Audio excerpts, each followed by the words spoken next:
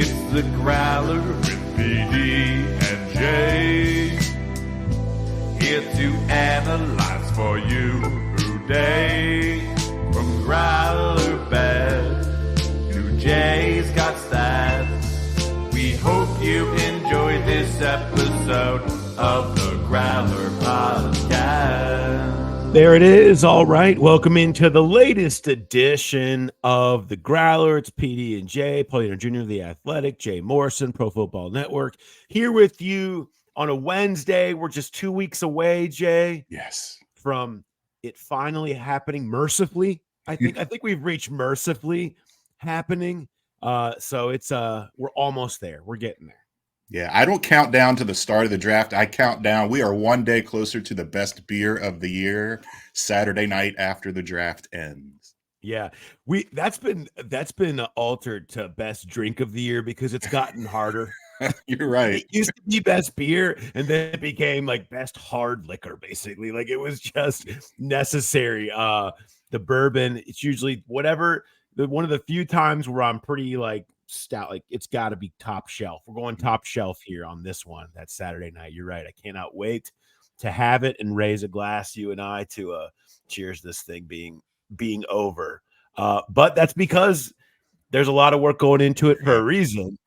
But nobody, and I mean nobody, puts in more work to this thing than Dane Brugler. And the beast is out. If you have a athletic subscription, you have access to it. If you don't have an athletic subscription, can't tell you a better reason to get one than this. I mean, this alone is the most exhaustive draft guide that you will see, no matter who you want to look at, rankings, background, childbirth order, you name the detail. He has it all in there. It is incredible. It's out today. Make sure you go and get the beast from Dane Brugler, the ultimate draft guide. Jay, have you already dove in today? Yes, I have. I actually, I woke up in the middle of the night, as I'm wont to do these days. It was about 4:35. Went to the bathroom and then checked the Athletic to see if I knew it was coming out today, but it's like, when are they going to, I think it was 7 a.m. when they dropped it. But I'm curious, what does Dane's to-do list look like today? Does he just kick back and take a day completely off and do nothing, do something that he hasn't been able to do for a while? Or is he grinding 2025 film right now and just flip, like painting the Golden Gate Bridge? Once you finish it, you go back and you start again. It's a never-ending process. Well, I can tell you part of what he's doing, and that is sorting through all of his television and radio requests, including mine, which, we people that listen know, we talk to Dane every year, and so we'll have him on between now and the draft, talk a little bit more about this. But we're going to this is going to be about pass catchers. This is going to be about the receivers and tight ends in this draft and the Bengals strategy, what's in front of them, some of their current setup, and really a lot of things because this is just so different than we saw last year. There's so many guys. We've talked about this a lot, but we really want to kind of pinpoint some of the details here that are going to end up mattering and where this thing is sitting at. So we're going to use that for this show. Next week, we'll get into trenches, okay? We'll talk more about these offensive linemen. We'll talk more about Byron Murphy and the other defensive tackles and all of that stuff as we get closer. But this is kind of the other big thing that we're looking at how they're going to approach. And it's fun this year. Honestly, like, it's just fun. There's so many fun prospects to watch and think about what you can do next. So there's a lot to get to there. Hayden Winks from Underdog Fantasy. If you don't know them, Josh Norris, Hayden Winks, they are incredible in breaking down all of the receiver prospects. Their YouTube page is just crushing right now. They have these awesome 10 to 15 minute videos on every prospect, really in-depth stuff, a good mixture of tape and advanced analytics and just eyeball stuff. So love them. I've always loved what they've done. First time we've had Hayden on the show. Hayden's going to come in here and talk a lot about the receivers that they have gone through. Friend of the program, Nate Tice, also going to be on this show. You're going to hear from him talking about Brock Bowers specifically and a little bit more on the receivers. Also, you'll hear from him next week. If you're a YouTube person, congratulations. Hope you follow on YouTube, hit the subscribe button, all that stuff. Do all the bell ringing and then saying nice things if you can. And on top of that, those full interviews are going to be posted on our YouTube page. So you can go and watch those there and get more of those. But for what we're doing, you're going to get Nate, and we'll have Nate giving all the stuff for offensive line next week because he's great on that stuff too. So we've got all that coming your way. But those guys on this show, we're packed is what I'm saying. I think what we've established 5 minutes in is that we're packed. Yes. Plenty to get to. And just the wide receivers alone. This is a lot of talk about the offensive tackle class being one of the best ever, but this wide receiver class is just, if you want a receiver in the first 3 rounds and you don't get one, there's no excuses. If you need a receiver in the first 3 rounds and you don't get one, there's no excuses.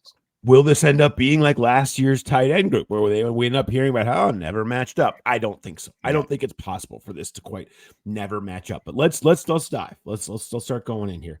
To start, I guess we have to go back to the situation where every receiver conversation with the Bengals starts right now, and that's with T. Higgins.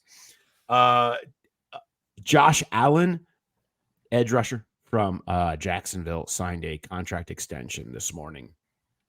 And 5 years, 150 million, 88 million guaranteed. We spit out your coffee stuff.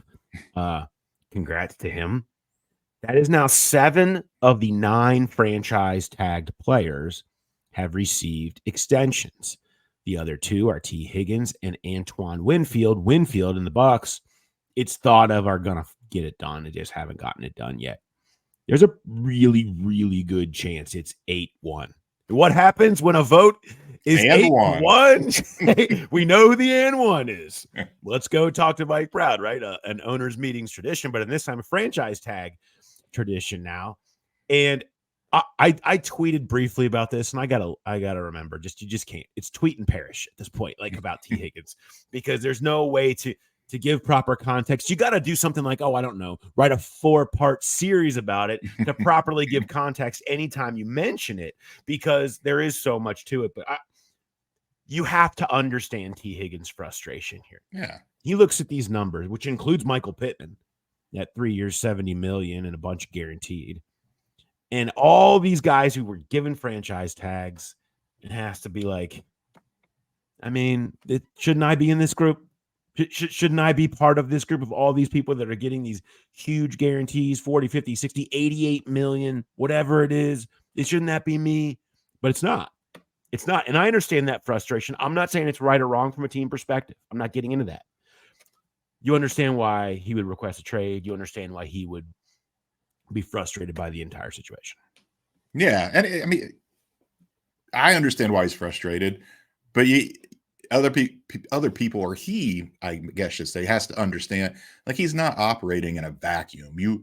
How many of those other guys that went from franchise tag to extension have a quarterback on their team that's making the kind of money Joe Burrow is making? How many have another player, maybe even one at his position, that's about to reset the market next year or eventually? It's just, you can't just look at production ceiling and attach it to a value. It goes back to that the analogy Duke always uses with the pizza and how do you slice it up, or the pie, how do you slice it up? And I get it.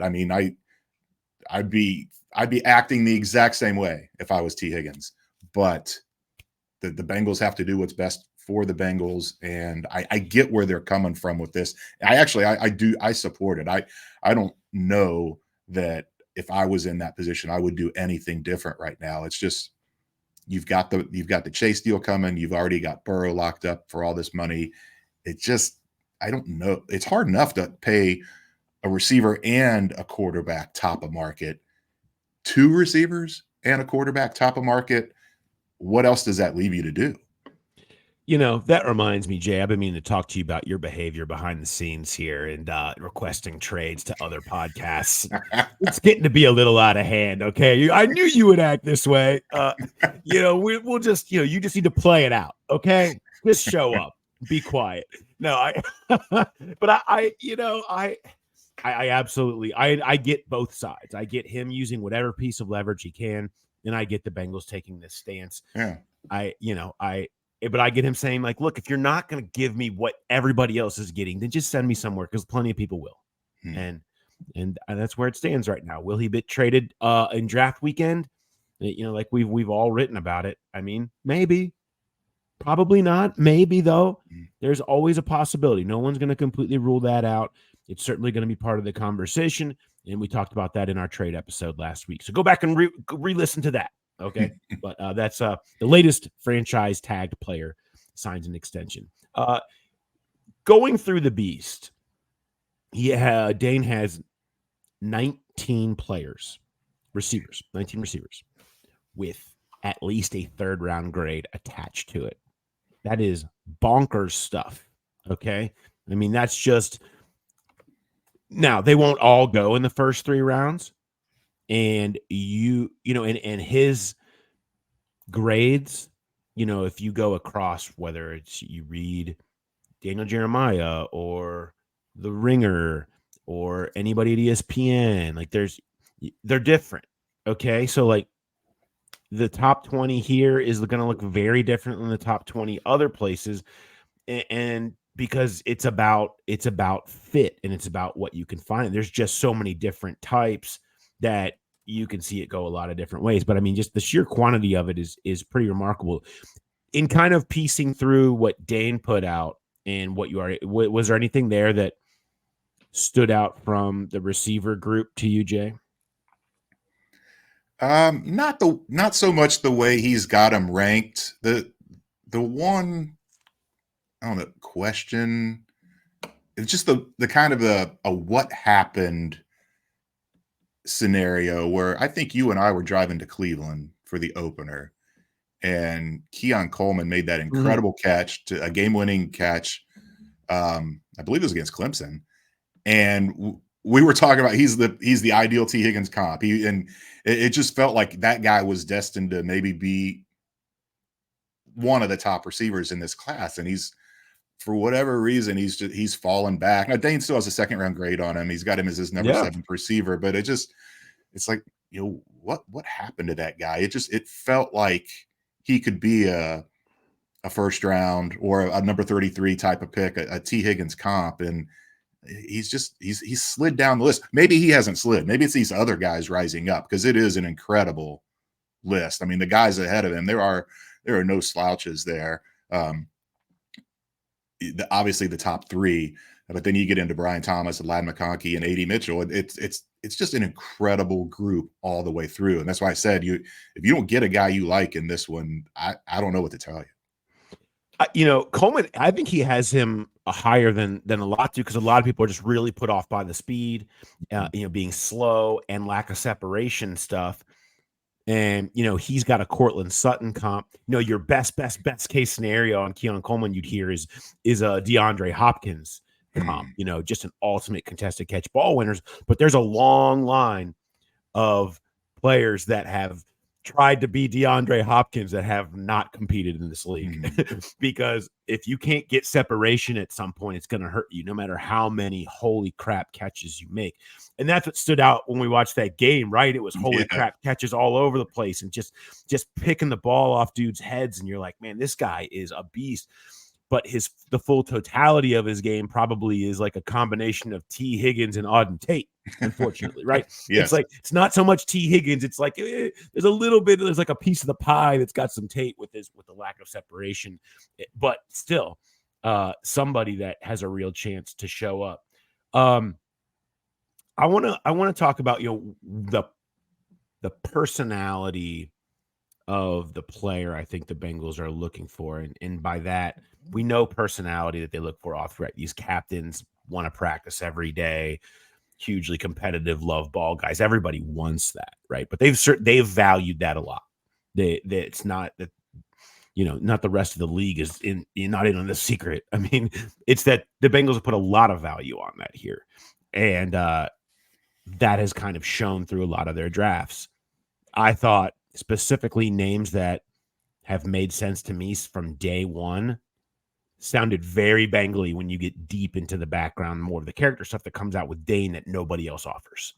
Of the what coaches there are saying about him as a practice player, as a competitor, as someone who fights through injury, as all this stuff that only certain people know, stuff that Dane has. I thought Roman Wilson, Lad McConkey, Ricky Pearsall all had those lines in there that you see when you go back and look after the Bengals draft a guy, right? It's just like loves to practice, never wants to miss a practice, best practice player, fought through injury over and over and over again. Captain, leader, alpha, like they just lean so hard into that stuff that you could, and that's not the be all end all, but when you have a lot of ties out here in terms of talent, I thought those guys in particular, that circle sounded a lot like Bengals picks, and so I thought it solidified where you might have them in the mix for Cincinnati. What about the other way, where I think it was last year at the Combine, we talked to Zach about this, where now you've got all this success, you've got the culture in place. Are you willing to step outside of that and bring in, maybe take a risk on a guy? And there's a guy on this list that I'm really intrigued by, and it's Jermaine Burton from Alabama, who just has every physical tool you could want, but a little bit of I don't know, a shit stirrer. He's been on the shit list of a lot of places he's been, and he's been a lot of places. But you bring a guy like that in, and Troy Walters isn't going to put up with that. And you get him with T, and you get him with Jamar, and you get him around these non-diva type wide receivers and kind of put him in his place, so to speak. I don't know that he's a guy you're going to reach for in the second round, but if you double up, you get a receiver in the second round, receiver in the fourth round, I think that's a guy that could really blow up. You're getting a guy in the third or fourth round, you're just looking like a complimentary piece. He could be a future number one. Now he wouldn't be it here with Jamar, obviously, but I wonder if they just stick to the template, or do they say, hey, you get to a point where you're willing to take a chance on a guy with that kind of upside? Yeah, I don't know. When we talk to, everyone has attempted to write what makes Boyd, Chase, and Higgins work so well. What makes them such a good trio? Why, outside of the obvious talent? And what's the first thing everybody says, whether it's players, whether it's coaches, whether it's outsiders? Selflessness. It's this fact that they're willing to share. They don't need it all. They're not going to complain. So the idea of reconfiguring that room and not having that at the center, of at least not having to worry about that. I just think that's going to be important here, because it's been a big part of what has made that work. And you better not be saying, I got to get mine, if you're playing with Jamar Chase. Right. Okay. And T Higgins this year, and all the others that they, have in there and will have in there. So I think that will matter. I think this would not be the position group to do that too. I think there are other places you can, but this would not be the position group to do that too, because you're just never going to, I got to be number one guy is just never going to be happy here. Because this is not the place for you. One thing that I have mentioned a lot, and I want to point out some research that I've sort of done on this, is the need for inside-outside versatility in this position. Yeah. And I think the further you go down the draft board with the difference between round 2 and round 3, there's a cliff there, and it can be stark. You're giving up, I think, inside-outside versatility there. And maybe you're going to find slot only in round 3. And that's okay. You can go Tyler Boyd 1 for 1 if you want to do that. But I think what really can make the offense sing is somebody that can help augment Jamar Chase. And that means allowing him to move around more, allowing the defense to never quite know where he's going to go. And let's be honest, when you had Tyler Boyd and T Higgins, you kind of knew where those two guys were going to be most of the time. And they did a good job of still moving Jamar around, but it was usually in the same way, underneath screens, things like that. I think they want to lean into doing that more, and that makes sense. Let him continue to be the one chess piece that no one can track, and a guy that can do a little bit of both and still win on the outside, despite being your slot guy, is what makes you more explosive and what makes Jamar Chase more dangerous. I just want to give you one stat, Jay, because I know you'll appreciate that. I have many more. This will be in a story down the line, but this was when you look at really the high volume receivers. So I went over the last 2 years. There were 14 receivers that had at least 260 targets, your stars. Okay. And you look at slot usage of those guys. Justin Jefferson and Jamar Chase were kind of right next to each other, right in the like 20, 23, 24% range. And you can get up into the 30% range with those guys. Some of the guys that really move around a lot more, Tyreek Hills, there's a few others that are kind of all over the place and spend a lot more time inside. But here's the difference. When the Vikings used Jamar Chase, 20 plus air yards on the target, 30% of the time from the slot. Of Justin Jefferson. When the Bengals used Jamar Chase inside, 3% of the throws were 20 plus air yards. 78% were less than 10. Most of these on screens. He had the lowest yards per catch from the slot of any of that group, despite having one of the highest usage rates in there. When he was in there, they throw it to him a lot because they're only using him underneath and throwing screens. If you want to expand Jamar Chase's role, that's it. You do more of the Justin Jefferson stuff where you're sending him down the field out of the slot. You're running these deep crossers and overs with him. And that comes from more routes where you can switch guys inside and out and feel comfortable with your outside weapon to be able to win. That's why I think a true next level for this offense can be the inside-outside versatility rather than the pure slot option. Or a T. Higgins replacement at X, which I just don't necessarily see because they do need somebody who can be, dynamic inside for them. Yeah, and I've got a guy that I think fits that. But going back to your stat, I wonder, how many of those Jamar snaps in the slot were in empty when it was just get it out right away. And they love what he does with the ball in his hands. Talk about how he's a running back once he gets the ball in his hands. So I get that kind of makes sense where the average depth of target is so small with him. A guy I know a lot of I've had him as my second round pick in both of my mocks, and people don't seem to like it. But Jalen Polk from Washington, inside outside versatility, really good at beating zone. And so a guy that, you put, I see a big comp to Tyler Boyd with him. And he maybe is a little limited on whatever his upside is, but he kind of fits that unselfish mold that Tyler Boyd had. I remember Tyler Boyd, it wasn't just about targets and catches. It was about money. I remember when the first time he was up for an extension, he's like, I'll sign whenever. He was happy to be Robin to AJ Green's Batman. And then it flipped and Jamar came in, and, Polk is it's like a little mini Bengals Washington was, because you had a Dunze and you had McMillan and you got a great quarterback in Penix throwing to him, and they had to share all the production. And I really like that comp where he can be more of a slot.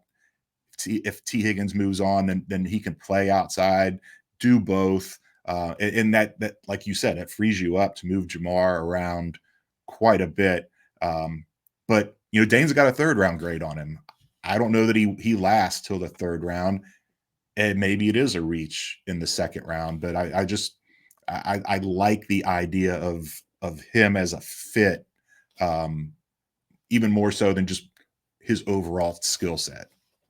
Yeah, I agree with you. That's somebody that Nate will bring up specifically here later in the show for the interview we did last week, and mention that when you talk about inside outside versatility. This is a good chance to kind of give a broad view of this class, and Jay and I'll come with a little bit more Bengals specific rankings out of this. But let's bring in Hayden Winks. I hope you guys follow what him and Josh Norris do over at Underdog Fantasy. They do fantastic work specifically with the skill position players.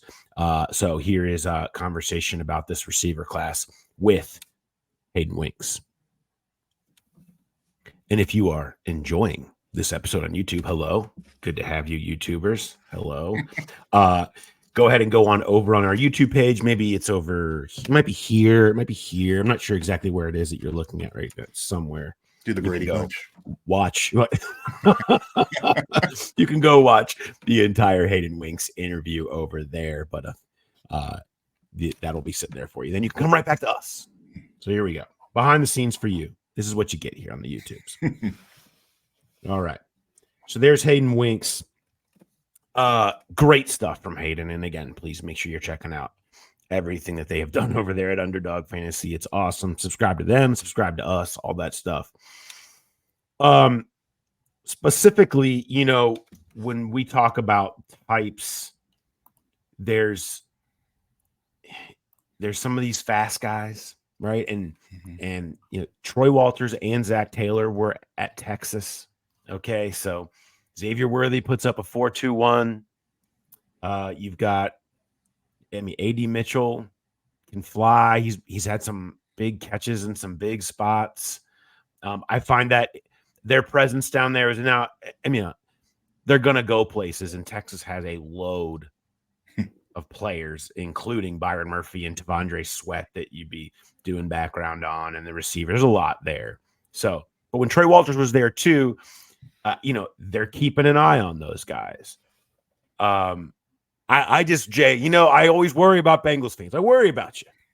And I don't want anybody to go into John Ross PTSD situation here, okay? Like the guy who broke John Ross's records, I don't know about that. I don't know about that. I mean, I get it. I can see why people would see that comp, and for me, it's not so much the speed. I wonder about these smaller guys. Like Tank Dell last year, smaller guy sets the league on fire, gets hurt. The durability of the smaller guys, but when it comes strictly to the speed element, these guys that burn it up at the combine, there's not a lot of great history there of translation to being really quality pros. I went and looked at the fastest 40 times, 4.32 or better in the last, going back to 2013. There were 12 guys that were drafted in rounds 1 through 3 of those speed burners. John Ross, obviously on the list, big bust. Henry Ruggs, bust for other reasons. Other names: Tyquan Thornton, Rondale Moore, Paris Campbell, Andy Isabella. Curtis Samuels had a pretty nice career. But Velus Jones, Anthony Schwartz, Dree Archer, Marquise Goodwin, and then another guy that had a pretty solid career, first-round pick in 2016, Will Fuller. But you look at those guys, and the fastest of the fast, it doesn't – I was going to say it doesn't always translate. It rarely translates.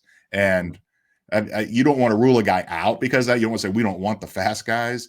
But I think you have to approach with a little bit of caution to those guys. They can't just be burners. They've got to bring something more to the table. And what is Worthy? Is he like 165? I mean, he's slight. So yes. It feels like a John Ross comp, and I don't know that. It's funny because I took that back. I mean, some of these guys that were burners went in later rounds too, and they never really developed. Clyde Gates, Calvin Austin, Travis Benjamin. So there's a pretty hefty track record there of proceed with caution when it comes to those burners. And how about this? I've got complimentary stats for you, Jay. All right. And that is, let's take the opposite side of that. Let's not value speed. Let's look at the last 10 years and picked in the first 3 rounds that ran 4.55 or slower. Okay, we're down into the depths there. Here's this list. And you tell me, listener, watcher, which grouping of players mentioned you would prefer. Michael Wilson ran a 4.58. David Bell, 4.65. Treylon Burks, 4.55. Laviska Shenault, 4.58. Cooper Kupp, 4.62. Michael Thomas, 4.57. Tyler Boyd, 4.58. Michael Wilson had a really nice year as a rookie this year. And you've had, Shenault hasn't quite worked out. Burks has been scuffling. David Kupp, Thomas, Boyd. Like, it's just, there's a higher rate of overcoming being slow than there is making the most of being insanely fast, because I just feel like, and you look at top receivers and some of their relative athletic scores, right? We go to that stuff. They're not a bunch of high nines and they're not a bunch of elites. It's receiver is just so much about the other stuff. It's about route running. It's about polish. It's about separation. It's about that, it's about where you end up. And so I just think overvaluing some of that physical stuff, you obviously need tons of it, but overvaluing some of that stuff, specifically when you get into things like straight line speed, it's going to put you into a bad place. It's going to have you thinking about John Ross. And I worry about that. And so, as tantalizing that is, you'd want to see more from Xavier Worthy, and that's why, despite his speed, he's going to be all the way back there as a later pick. That type of a pick is one that would make me nervous. What stands out for me in this group, and I mentioned him earlier, is Lad McConkey. I don't see a way he ends up with the Bengals, like, unless there's a trade back or trade up. He just seems like he's destined to be in that late 1, early 2 range.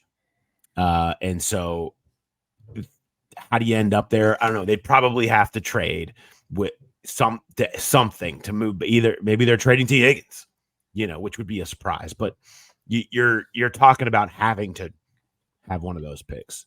But he's, to me, is the dream. Like I did a big board, of course, as we all do. And I stuck him in at 15th on my Bengals big board, Bengals specific big board for this draft, as emphasis. Not necessarily because I think he's definitely 15th on their board, but like that's how nice I think he would be as a fit in this system. He's a little bit smaller, but he just seems like a dream fit for Burrow, for the way he plays. He's got everything that you want in terms of separation, easy target, understanding zones, working off script, getting himself open quickly, right? Burrow, what is it? Get the ball, process it, see it. One's quick winners. They offset offensive line issues with quick winners on the outside and gives those guys chances to make plays. That's Lad McConkey, right? And on a lesser degree, it's Roman Wilson and it's Ricky Pearsall too. Roman Wilson, that's what he is. That's what he has been. He is a guy who's got separation skills. He's a guy who's got nice hands. He's not going to drop the ball. He understands zones. But the thing that stood out to me with him, Jay, was when you watch his plays last year, how many turned into him off script, knowing exactly where to go to make himself an available target for JJ McCarthy and putting it on him and making tons of big plays that way. And I'm like, I've seen enough Joe Burrow football to know what I'm looking at. And players that can have the awareness to find their quarterback, understand what he's trying to do, see the zone, get there fast. This is plenty of speed to burn here with Roman Wilson. That plays in Cincinnati. And that stood out to me, and a reason why I put him a tick over some other guys. Yeah, and those two specifically, where I said earlier, where you're a little concerned about the guys that are under 6 foot and injury possibility. You don't worry about. I mean, if McConkey or Roman Wilson are available, I mean, the podcast I do with Dallas Robinson, we did a mock draft. We did receiver first, defensive tackle first, offensive tackle first. I can't remember, and we did trade back. I can't remember which one it was, but on one of them, they were using the PFN mock draft simulator, and Lad McConkey was there in the second round. And I interrupted. Dallas was starting to talk about all the guys. I was like, forget it. You're running to the table for that guy. If he is somehow there in the second round, I mean, it would be a blast watching training camp and just watching how he works against whoever is guarding him in the slot, whatever DB is going to, he just turns guys around and makes SEC DBs look foolish. Just an incredible route runner. And if he gets on the same page, even if they're choice routes and him, I could see him and Burrow just having an instant connection, and it would be a lot of fun to watch. And then Roman Wilson, just, being an Ohio State fan and rooting against that guy, he's just frustrating. He just makes play after play after play. And I think Bengals players, coaches, anybody would be thrilled to get either one of those two guys. Yeah. And you mentioned it, you're going to be a little worried about the size and age a little bit. You got some older guys in the fourth year senior, Ricky Pearsall, fifth year. He's got, moved around in there. 6'1", 191 for Pearsall, 5'11", 185. But Roman Wilson, 5'11", 185, and those testing numbers and some of that production, Jaden Reed. It's he plays that way. And we saw what Jaden Reed did last year. I just think the league can't be scared of those small guys anymore. Now, 165 small, you better be crazy dynamic and a crazy route runner like Tank Dell was. Xavier Worthy is not that. He's just fast. You better have something just off the charts elsewhere, okay, in ability to break yourself free. And if you don't, I just think you can get away more now with that range, with 185, than you could five years ago, even just because of the way. I think that opens it up for those. And we've seen that. We've seen that a lot the last couple of years of guys in that range of size are able to, if they can be strong enough to work through press releases. But, teams can, like Hayden was saying, it's so much easier for teams to scheme up ways to get guys open with easy motions, get them off press, whatever, that it's just not as big of a thing that you worry about as when you felt like you needed the big, strong guy. The other thing is, and you mentioned the Washington guys, Jay, the chance of them ending up with McMillan or Polk, I think, is interesting and are good, because that's the other thing. They play that ball. They play that unselfish ball. They will block. They will get in there and do some dirty work stuff for you and enjoy it. And that has just been a big part of, the way the Bengals have played around Cincinnati here. It's been a part of what they've done. And so I think that's going to matter. That's going to matter too. Go ahead, Jay. I was going to say, so I was looking for some stats to support my argument about the small guys and the injury risk, and it didn't work out. So I went away from it. But just last year alone, there were 12 guys drafted that were under 6 foot. And a slider, 9 of them played at least 16 games. Tank Dell had the broken leg, a fluke. Charlie Jones, the broken wrist. It doesn't matter what your size is. You look at some of these other guys that were, smaller size and had, you mentioned it.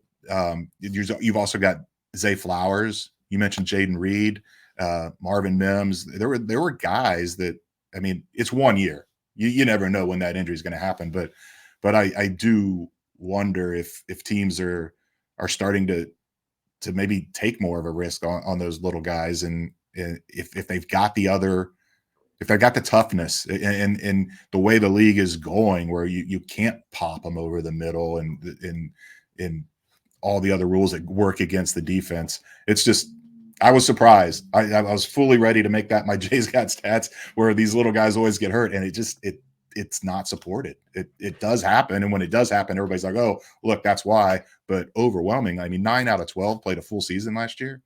It's pretty good. And a lot of them had great seasons. Yeah. And that's something to certainly keep in mind. One other aspect of the receiver group that I want to touch on before we get into Brock Bowers and some of the other stuff with Nate is, the concept of the more T. Higgins replacement. So more outside, a little inside. Okay. And if that could happen, there's a few names certainly that you would look at. Troy Franklin from Oregon.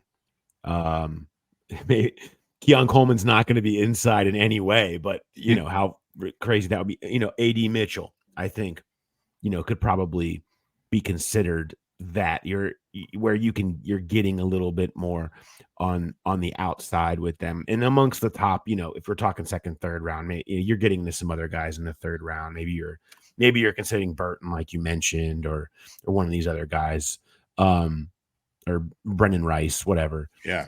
But it's certainly possible, I worry about Franklin's, Franklin is built kind of like almost like Devonta Smith, Slim Reaper style, where he's 6'2", 176. He's on such a small frame, and he's got speed, but he's not super inside sudden separation stuff that you'd like to see as much, but certainly can be a playmaker and straight line speed that you want. I worry about that combination and how it would fit here, and maybe it would. But I mean, it's possible. I would just be surprised. I'm not saying that they wouldn't do that.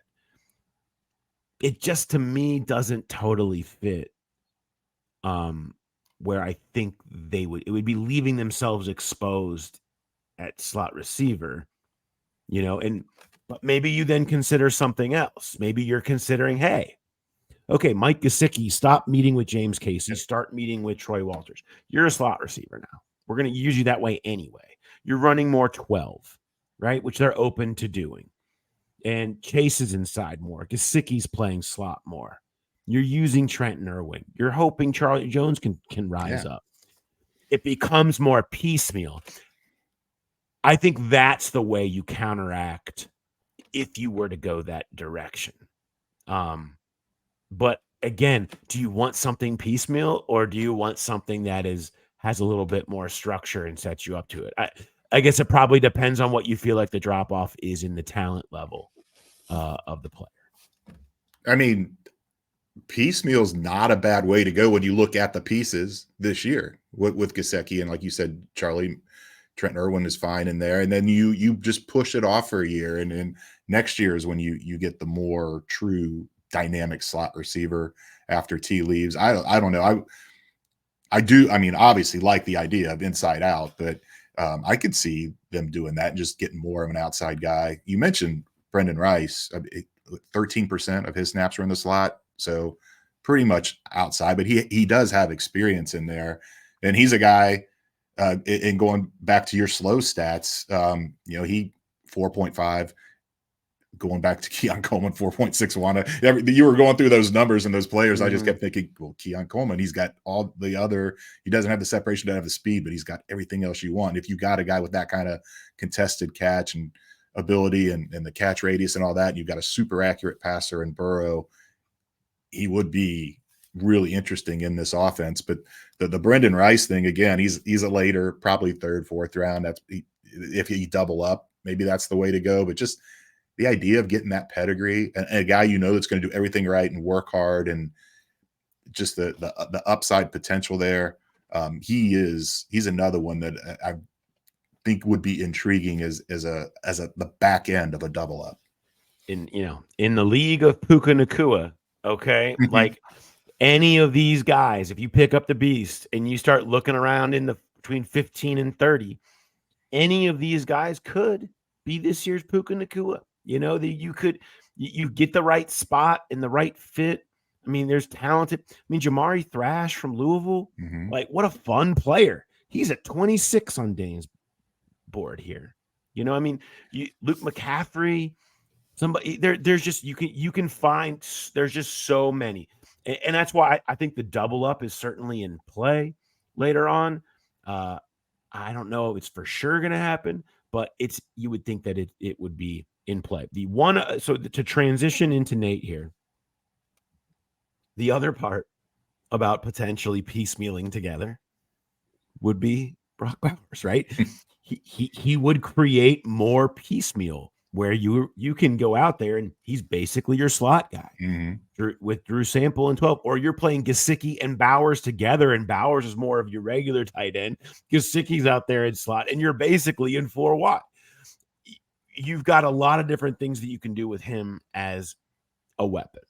So I wanted to ask Nate about this, and then we can do a little more one last hash out on the Brock Bowers and tight end conversation when we come back. So here's Nate Tice of the Athletic NFL Football Show. Incredible work does Robert Mays over there. And I hope you guys have listened to the Pass Catchers podcast that they've done, because there's great stuff up there now. But we'll bring him in, and he talks a little bit about the receivers too that we just did. But we're gonna rehash tight end aspect of this next. Here's Nate Tice. And again, hello to our YouTube people. It's always so good to talk to you like this directly. I feel like we can have a better relationship, Nate Tice full interview up on the YouTube page. Go over there, check it out, and you can find that. We also talk a little bit about offensive line, something that we'll have on the podcast next week for our trench episode. You'll hear a little bit more from Nate. So make sure you go check that out now. Otherwise, we're going to get back to it.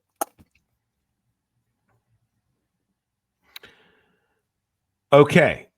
Much thanks to Nate for joining us and talking a little bit about Brock Bowers and others, the Jalen Polk thing you were talking about, Jay. But Bowers in particular, I mentioned to Nate, we all know the list. Okay, we know the list. First round tight ends over the last really 15 years. It is what it is. Okay, we had Dalton Kincaid last year, Kyle Pitts, TJ Hawkinson, Noah Fant, Hayden Hurst, Evan Ingram, David Njoku, OJ Howard, Eric Ebron, Tyler Eifert, Jermaine Gresham. First round tight ends. This is just it just happens every year. It's not that you don't watch Brock Bowers and be like, yes, that guy is different. This is going to change everything. He is such a great player. It's not that that's not the case. And you could see it. It's that I read you the list, man. Like, this happens over and over and over again. And all of those guys, people said many of the same nice things about them. The other list here I'll give you is players who were amongst the top 8 graded tight ends in PFF the last 4 years, at least 2 times. 2 of the last 4 years. George Kittle, Travis Kelce, Mark Andrews, TJ Hawkinson, Dallas Goedert, Pat Freiermuth. Kittle in the 5th, Kelce in the 3rd, Andrews in the 3rd. Hawkinson was in the 1st, and he was traded. Dallas Goedert in the 2nd, Freiermuth in the 2nd. Not the first tight ends take. I mean, this just happens. And last year, but what if Sam Laporta? And Kincaid was fine. Like, and that's what I'm saying. It won't necessarily work out. But like, there's just so many times that these best guys come from elsewhere and develop that on this team that has needs at these other positions, and that what's going to be there. I just feel that just feels like a real big risk to take on a position that has this history, compared to, hey, take a guy who looks like he'll really be a guy at offensive tackle, or get one of the defensive tackles like Byron Murphy, who like could really be a game changer. It's a problem for me. I have a hard time getting over that. It kind of parallels drafting a tight end in the first round is akin to making a draft day trade. That what you're getting is only half of the equation. It's also about what you're giving up. And if you take a tight end in the first round, then you're giving up a shot at a starting right tackle, a defensive tackle that you need, and you can get quality tight ends after the first round. And I just overall, that kind of feels like the philosophy. But the Bengals specifically, you're just never gonna have a tight end that is gonna be the focal point of this offense. I mean, it'd be great to have a guy. I mean, Brock Bowers, run him on jet sweeps. This team loves jet sweeps. Having a tight end do jet sweep stuff, a lot of different things you could do with him, but it just doesn't. First of all, this whole discussion could be moot. It likely will be. I can't imagine that he's going to last till 18. But if he does get there, I mean, what would you put the percentage at that they actually pulled the trigger and got him? It almost feels, Zach joked last year, he kept calling Dalton Kincaid his son-in-law. He loved him so much. But it's just, does the vision of the coaching staff fully match the the scouting department, the ones making the decisions on the draft picks. I don't see this team going in that for Bowers, any tight end in the future. Who knows who comes down the pipeline? It's going to run through their wide receivers. I think he's going to be an incredible player in this league and do great things. I just don't know that if he is there, that would be the right play for this team. Yeah. I mean, I would put it at, I think it's a low percentage. They take almost pride in the fact that give them any group of tight ends that you've never even heard of, and they'll get production out of them in this offense.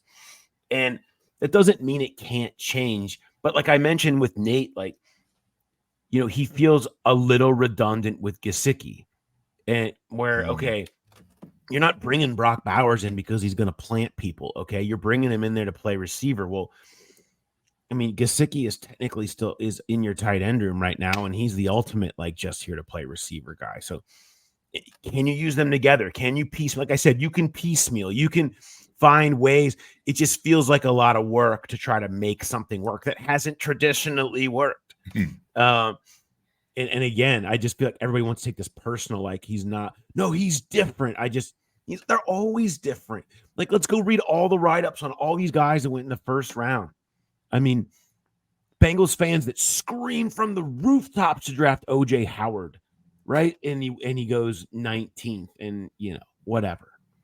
And even somebody who was maybe a success like Eifert. I mean, the injury stuff ended up being a big part of it, but it's not. There's just, to me, so many other places you could go than that position, and think about the value. If you get a top of the line tackle, that player is worth $20 million, right? 25. We've seen what the prices these guys go for. Top of the line defensive tackle up to $30 million. The best tight ends, I mean, the Bengals have found more value than anyone getting these dudes for $2 to $3 million that come in and put up 500, 600 yards. So that value, that's an advantage for you in free agency, that you have used as an advantage for you in finding free agent tight ends that want to come here, that want to play with Burrow, that are willing to do it for cheap, versus the roster value surplus that you can get from having somebody like an offensive tackle or a defensive tackle or any premium position really on a rookie deal, when it is really important to be finding that value right now as the Burrow value changes. So I just think that's the other part of this. So you can have a coach who can see this and be like, oh, I could just vision it'd be so great. Well, the people that do the books and the people that look at the bigger picture are going to see it a little differently. And I think that's a big part of this conversation when you really hash it out. But that's my thought. That said, I think tight end is an option for this team as you get into day 3. And there's a lot of fun players, when you look at who Dane has back there and some of your traitsy guys that look like they could turn into something fun, whether we're talking about Tip Ryman from Illinois, or you're talking about, I know they've looked at Dallin Holker from Colorado State. They've been out there. There's any of these guys that have a lot of physical traits that you like, that are enticing, could be fun. We talked about Ben Snott from Kansas State a bunch. That's more, to me, the direction, and put that guy in that room and see what happens next than anything else. That's just kind of feels like where this goes. Yeah, the big one for me is both of my mocks. I did it 4th round, Theo Johnson, Penn State. Dane's got him as his number 3 overall tight end. He's got him a 3rd round grade on him. But that's it.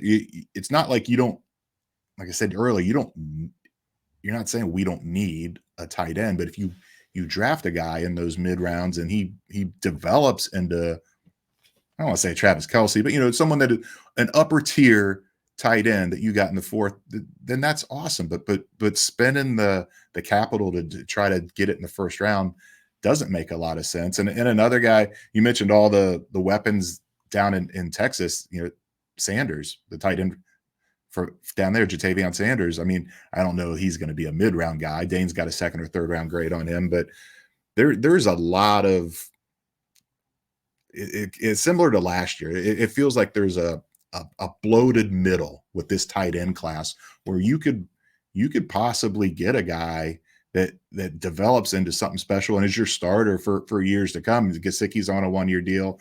Sample's on 3, but he is what he is. He's primarily just an inline blocker.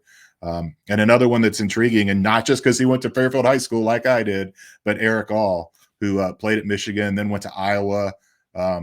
Maybe just the fact playing in that incredibly awful Iowa offense is going to knock him down. And he did have a knee injury too, but I think he's a guy that could be a 4th round pick that could really develop into something special. Yeah, you've got a bunch of these late round picks. If you are thinking about where to use them, it certainly makes sense to see that 4th tight end come in there that you hope maybe can develop down the line. I mean, we saw that a while back with CJ Uzomah here, who came in as a project 5th round pick who'd never put his hand in the ground before, and by the time he left here, he was a big part of everything that they did and developed into a really nice player.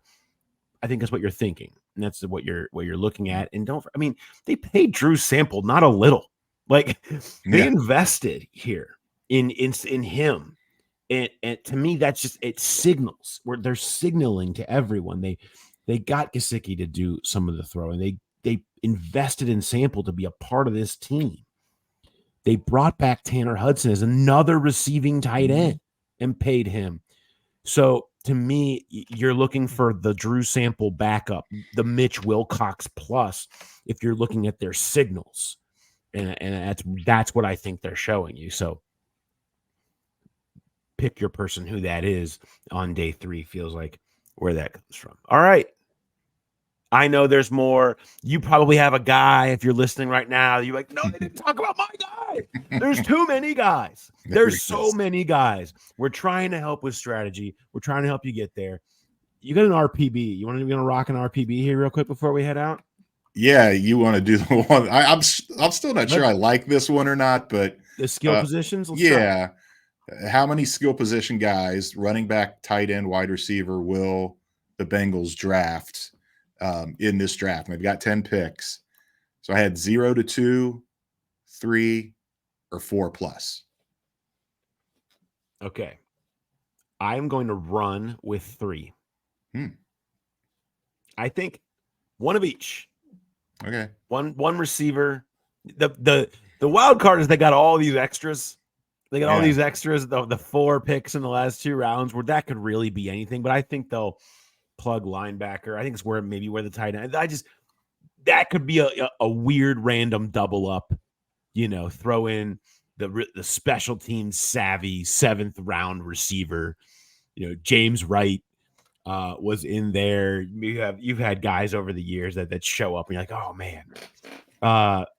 So you could see one of those be extras, but I'll run with 3, and then I'll pass on 4 plus because I think there's a chance of that at the end, and I'll boot 0 to 2. I mean, I think it would be stunning if they didn't have at least one of each of these 3 positions to me.